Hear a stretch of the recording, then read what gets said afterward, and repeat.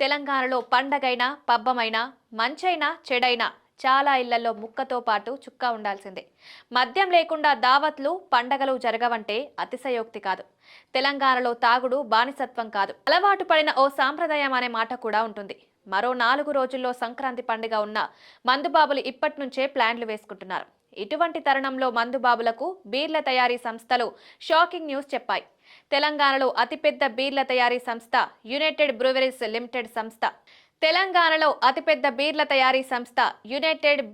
Limited సంస్థ Telangana beverages corporation limited కు బీర్లు సరఫరాకు చేయలేమని స్పష్టం చేసింది.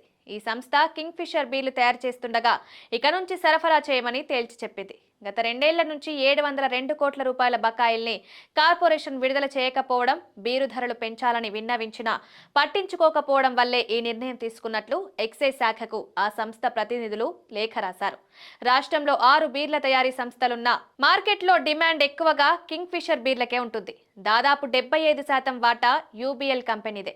ప్రస్తుతం టీజీబీసీఎల్ దగ్గర 14 లక్షల బీర్ కేసులు స్టాక్ ఉండగా తెలంగాణలో నెలకు సగటున 40 లక్షల కేసుల వినియోగం జరుగుతోంది. పండగ వేళ షాకింగ్ న్యూస్ చెప్పడంతో మందుబాబులు లబోదిబోమంటున్నారు. ఈ విషయంపై ఎక్సైజ్ శాఖ మంత్రి జూపల్లి కృష్ణారావు స్పందించారు.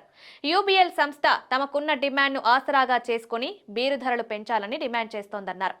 బీరు ధర 33.1% పెంచాలని కోరుతోందని, ఇలా చేస్తే కింగ్ ఫిషర్ ప్రీమియం బీరు 150 నుంచి 210కి, స్ట్రాంగ్ బీర్ 160 నుంచి 220కి, కింగ్ ఫిషర్ అల్ట్రా బీర్ 210 నుంచి 270కి పెరుగుతాయని అన్నారు. పొరుగు రాష్ట్రాలైన కర్ణాటకలో బీరు ధర 190, ఏపీలో 180, మహారాష్ట్రలో 200 ఉండగా తెలంగాణలో మాత్రం 150కే లభిస్తుందన్నారు.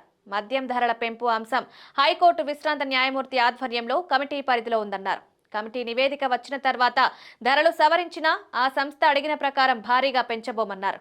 ఇతర రాష్ట్రాల కంటే తక్కువగా బీర్ల ధరలు ఉండేలా చూస్తామని స్పష్టం చేశారు.